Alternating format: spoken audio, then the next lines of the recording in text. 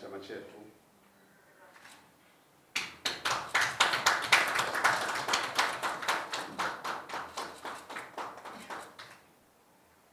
Kwa kunipokea leo chama chetu pendwa cha ACT.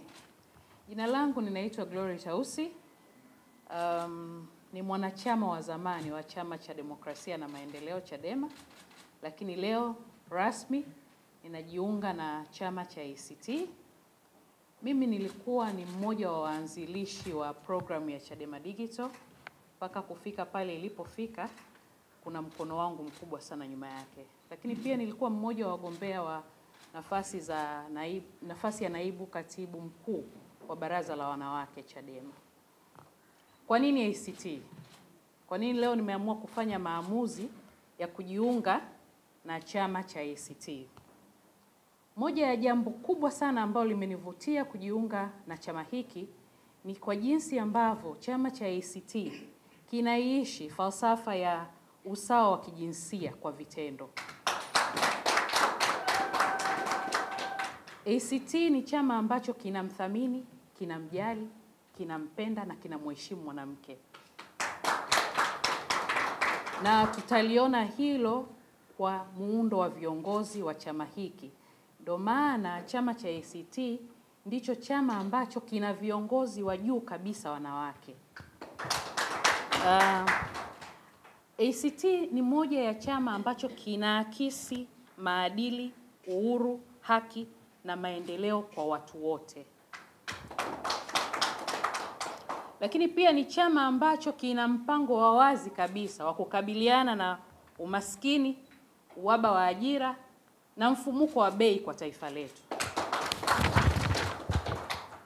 Nami basi kwa kuangalia mambo haya machache, kwa sababu yako mengi, kwa kuangalia haya machache, niko tayari kushirikiana na chama changu kipya cha ACT kujenga Tanzania inayosimamia haki, uwazi na usawa kwa wote. Lakini pia niko tayari kwa pamoja na chama changu kushirikiana kuleta mabadiliko chanya na ufanisi katika nyanja ya siasa za kidijitali.